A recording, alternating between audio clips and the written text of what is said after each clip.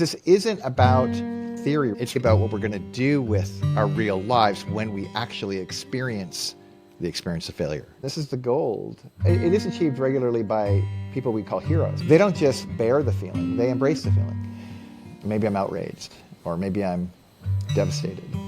But in the embrace of it, and when you can choose the painful bits, you actually have an ability to embrace the moment, embrace reality. We need people who have a capacity to stand. And that doesn't just happen on the spot, that happens from practice. As humans, we prefer the path of least resistance. We crave convenience, the payoff without the price. But when our lives revolve around comfort, it doesn't deliver. Living in perpetual comfort leaves us weak and asleep. This podcast is an invitation to flip that script, to choose the unlikely path, to get the life you really want through voluntary discomfort. This is Strong and Awake. I'm Dane Sanders. Hey, Dane. Hey, Mitch. Good to see you as always. Always. Great minds. Well, I would love to talk about something that might be triggering to some people, and that is failure. Why do you think it's triggering? Triggering is a really interesting, kind of very, very chic of the moment word. What is triggering about failure? Like, what would it trigger? Yeah, I think failure and how we relate to failure really kind of informs a lot of how we kind of navigate this world. In my opinion, I've seen that in my own life. If I'm relating to failure in an unhelpful way, it's something that I avoid at all costs. And if I'm relating to it in a healthy, more integrated way, I find that it is not something to be feared. It takes the power out, the wind out of its sails, and is actually something that I can leverage and empowers me. Well, I think here's some right out of the gate. This is so fun. Like, none of this was in our pregame. But I think that kind of awareness of, gosh, if I could just relate with failure like it's an opportunity, or I could relate failure as learning, or I could, like, we've all watched enough Kobe Bryant memes to kind of reinterpret, or even before him, Michael Jordan, I missed all these shots. Without these things, I would have not succeeded, and so on. But I don't think that's the interesting conversation. I think we know that one. We know that solution.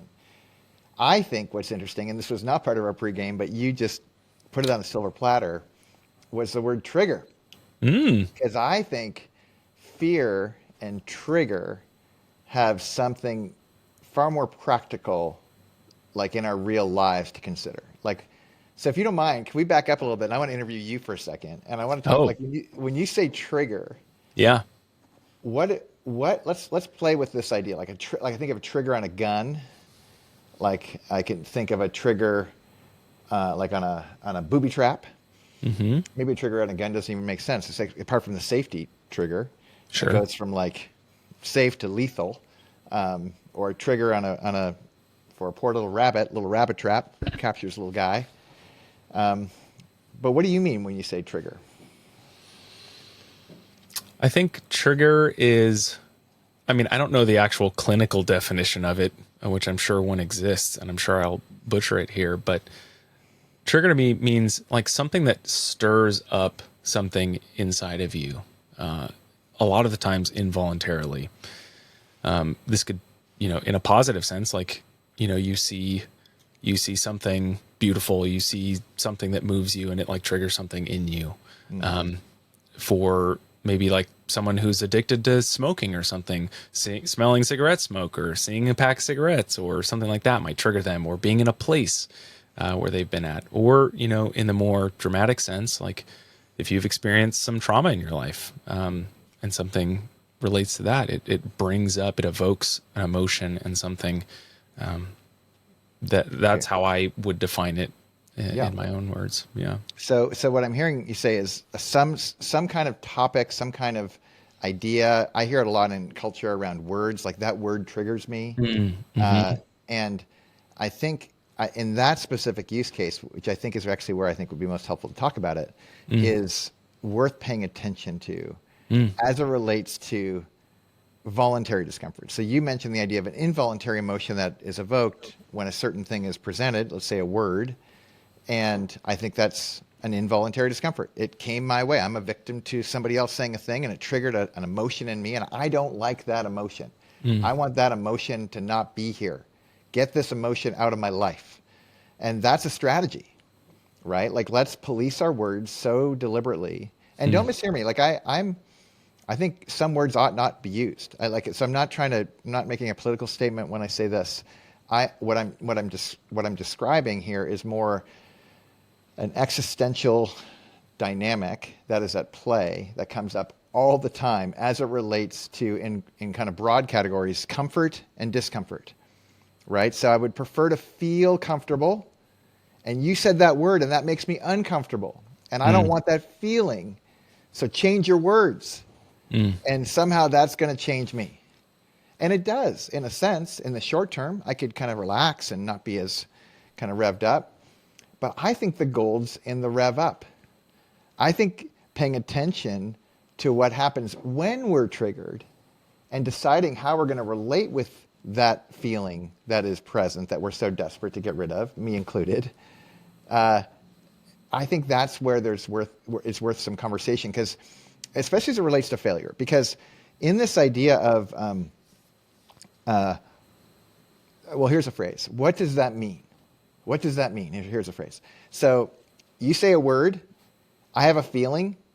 I'm unconsciously often asking myself the question, what does that mean? What do these feelings mean inside of me? What does this mean about you for saying that word that is now triggering this response? Now let's apply that to fear. I'm feeling scared of something, or I'm feeling like I've lost something. I'm failed at something, and I don't like the feeling that comes with that thing. And what does that mean when I fail? And what does that mean that you said I failed? Or I have this perception that you think I am a failure, an identity statement. Now we're getting into we're wading into deep waters here, that if we can play with the language a little bit and try to discern together a little bit what's going on for us, even as I'm saying this kind of, unprecise description of my own existential experience in these kinds of moments, I wonder if listeners might be able to tune into their own experience. And as they do, in the safety of their earbuds, wherever they're sitting, or wherever hopefully they're kind of in a safe place, they can pause for a second and go, what does it mean when I experience failure? Or I think I am a failure, or I've told myself I'm a failure, or someone else has told me I'm a failure. Or if it's not to relate with failure, if I'm just triggered in some way, where it's either happening to me, or what if I entertain it like voluntarily? What if I consider well, what if I was a failure? Well, what would that mean? And what if I did fail? Well, what would I do with that? Like, if that's reality, could there be resource in it? And that's some of the fundamental kind of underpinnings of what we do at Men and Women of Discomfort is we're actually interested in reality. We're not interested in the stories we tell ourselves about reality nearly as much. And we can't really get to reality without telling ourselves stories, so it's tough. But at the same time, we always know the stories are imperfect. They're not quite right. And we're interested in getting a little underneath it. And I think pausing and slowing in the midst of those things, almost like I was in a workout yesterday, and my body was really uncomfortable, and it did not want to continue. And there was a moment in it where it was between rounds, and I was kind of gasping for air. And there was a sense of well, here I am. This is reality. I'm uncomfortable. What do I want to do with that? So going back to failure, for example, if indeed I've failed, I lost a game, or I tried for something to happen and it didn't work out, or even if you want to name it on me, I am a failure, if you want to go that far with identity, what do I want to do with that reality? Well, maybe I'm a failure up until now. From now on, what else? What would I have to do with failure, with the instance of failure? How would I want to relate with it such that from now on I could get some resource from it, or get some utility? But again, these kinds of conversations with ourselves, they don't happen by default. By default, are what we got raised at the very beginning of this, which is triggers. Mm-hmm. Triggers take us to places we don't want to go. And when we get there, we want to get out of it quickly without processing, without slowing the train down, without deciding, gaining agency over those moments. And I've seen, like, kind of going back to Kobe and Michael and anybody else who, all of us who've had moments where we've somehow redeemed failure. We redeem it by recognizing what it is, looking it square in the face and going, okay, now what? What does it mean? And it turns out we have a lot to decide about that. We actually can choose how to interpret. We can choose how to put it to work on our behalf. And then you go to like the Ben Franklins or whoever. Was it Ben? No, it wasn't Ben. Who did the electricity thing? It wasn't Ben Franklin. Ben Franklin. Was it Ben Franklin? Well, whoever failed a million times and then it worked, the light bulb. Oh, Edison.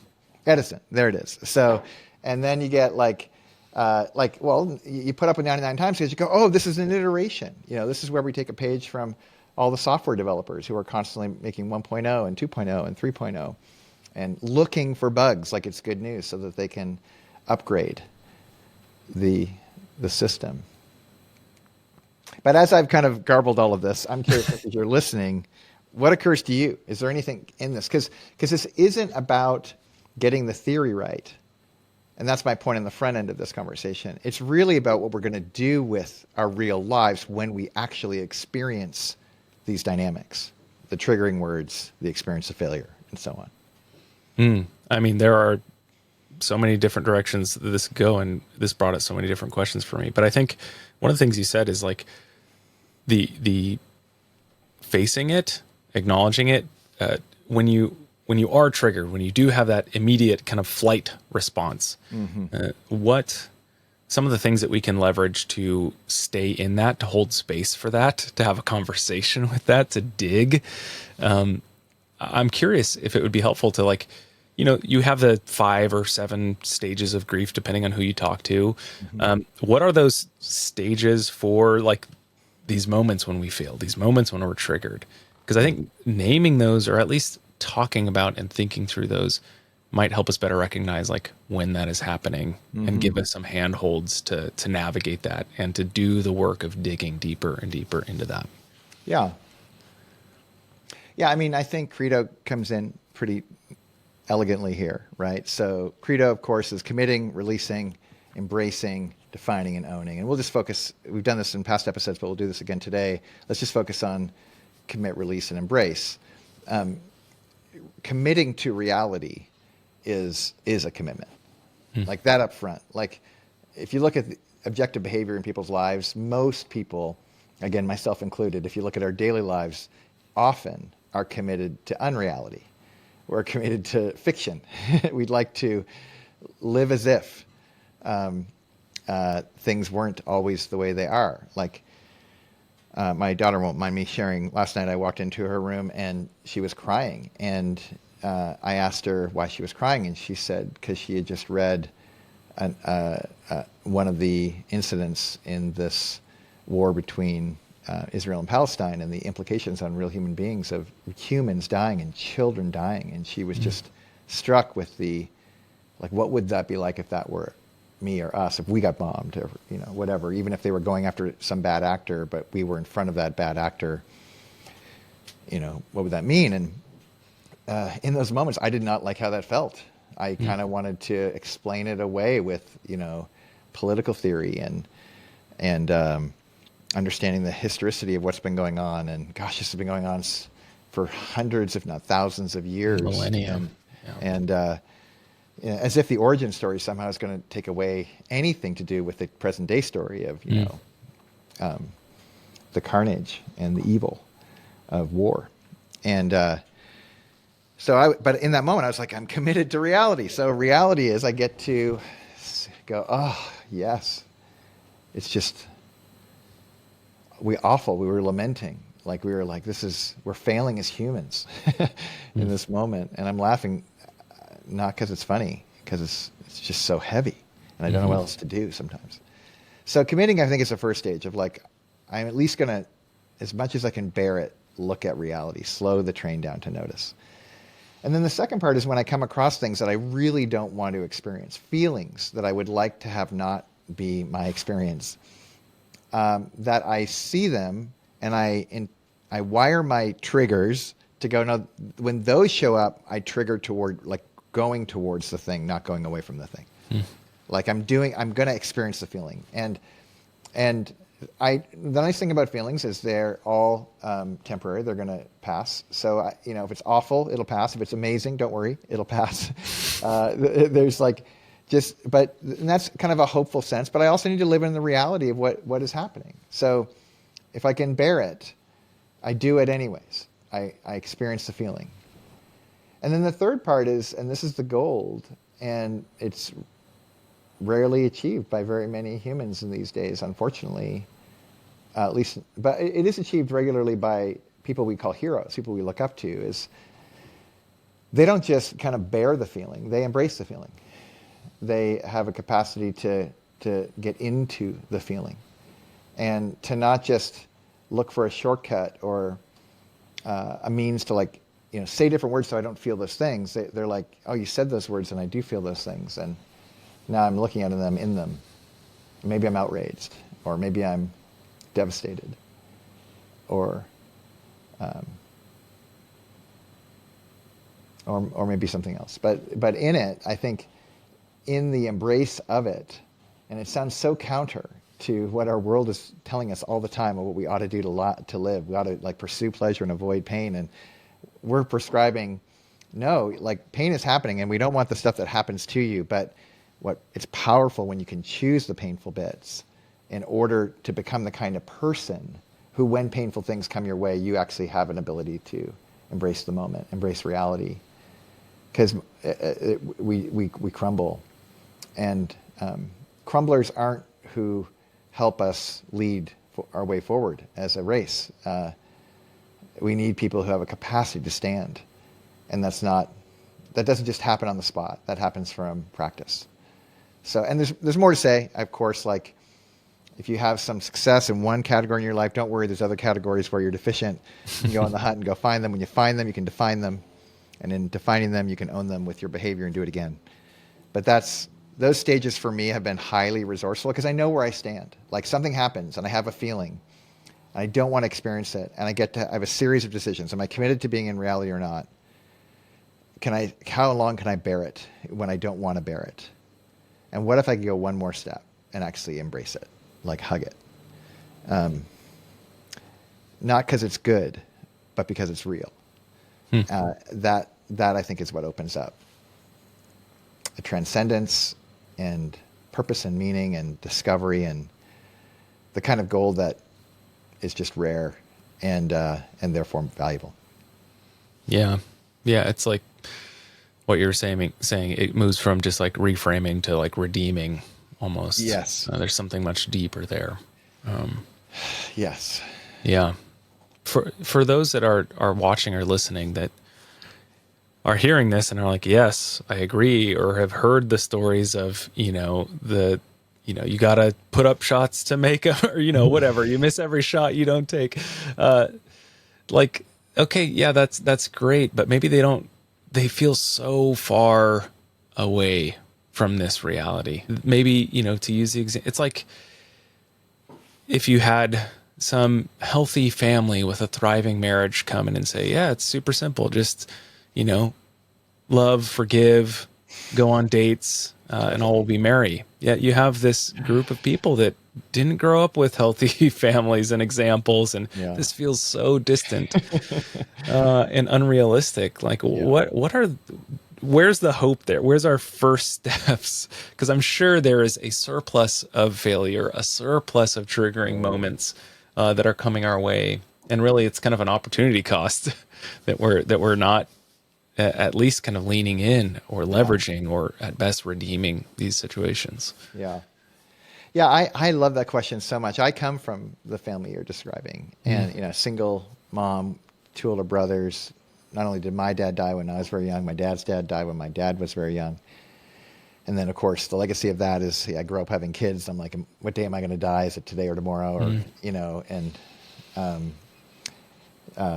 and And then other, unique dynamics in my family. And every family has unique dynamics that are very troubling and difficult. And they extend into our adulthood, and we replicate this in our own kids.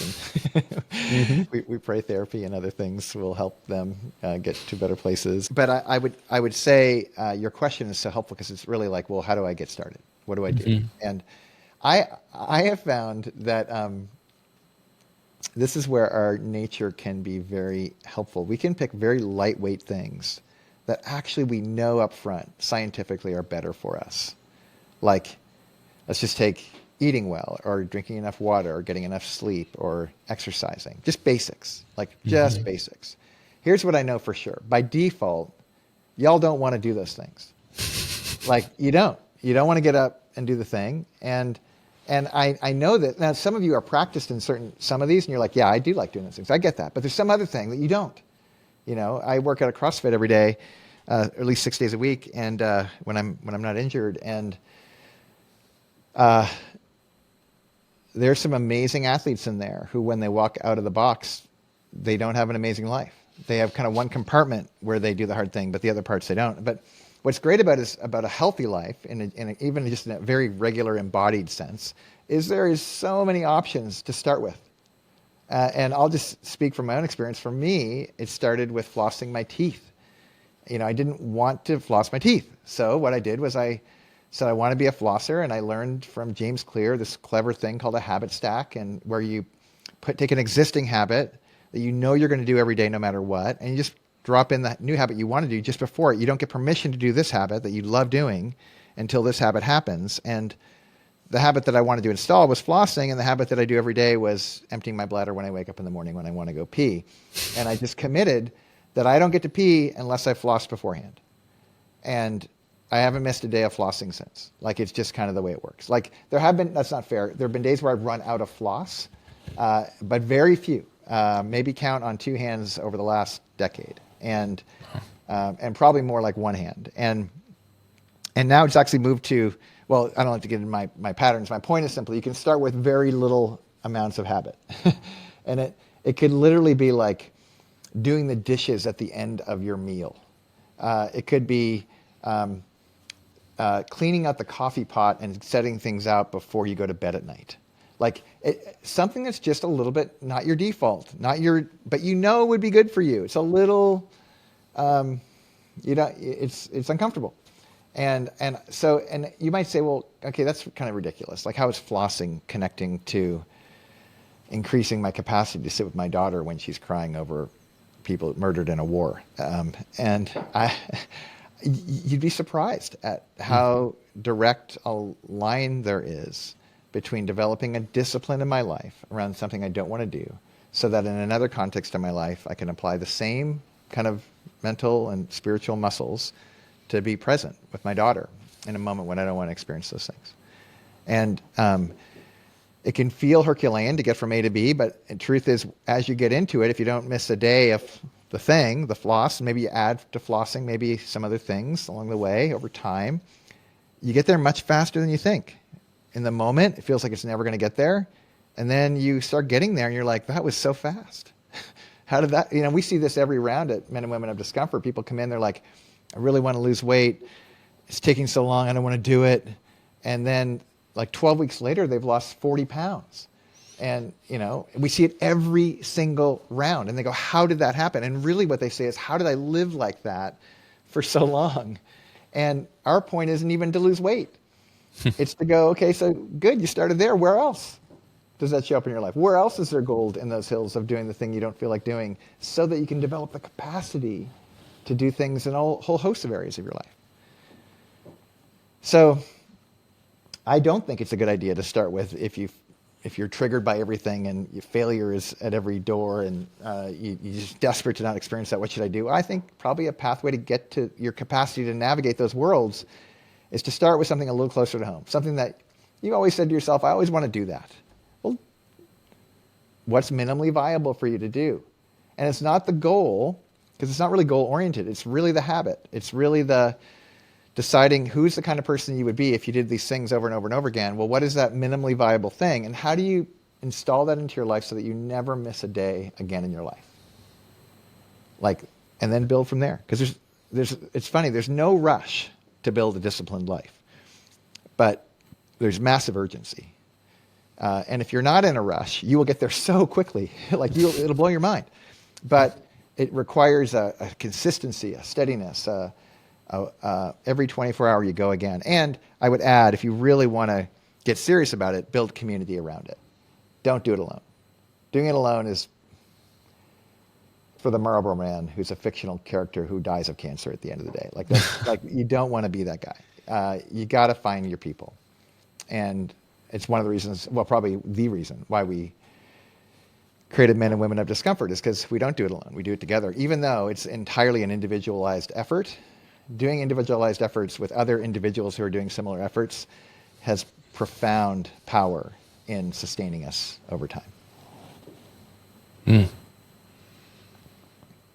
There's so much more we can talk about, but I'll have to leave the listeners and viewers with that cliffhanger of tune in, subscribe for future episodes and conversations, because there's so much to unpack that like here. button. That's what they say. Smash the like button. Well, thank you, Dane. Yeah. Here's to many more failures and many more just opportunities for redemption. Can I know we're short on time, but can we say one more thing about that? Because please. The goal isn't to fail. Yes. It's more the recognition that failure is inevitable. The goal is to get better, to get stronger, to wake up, to have fun, to enjoy this life, to bring some levity, to go to the dentist and them not get mad at you because you flossed your teeth. Enjoy your life because of the choices you made to live an enjoyable life. That's what we want for people. It's just what's shocking is the prescription for people to have a great life is to have a comfortable life. And that doesn't ever yield a great life. It just doesn't. You get a comfortable life when you choose a discomforting life. It's this ironic thing, but it's the nature of what it means to be a human being. We've known this for millennia. It's just an unpracticed tradition. And yet, it's entirely available. And if you've been listening to this video or audio for this long to this point, you clearly are either really weird that you're listening to something like this and you're not interested, or you're clearly interested and you'd like to become weird with us. In which case, welcome to the party. We're so glad you're here. I can't not tell them where to find out more information. So right below that like button and everything that you just smashed, we've got links to learn more about Men and Women of Discomfort. And you can always check out our website at MWOD.io, MWOD.io. Thank you, Dane. Thanks, Mitch. Appreciate it. This is Season 1, Episode 6 of Strong and Awake, the Unlikely Path podcast. Men and Women of Discomfort is our membership community, and we are open to everyone. But keep in mind, our tagline is, "It's probably not for you." If we're wrong about that, or if you want to find out for yourself, you can find us at MWOD.io.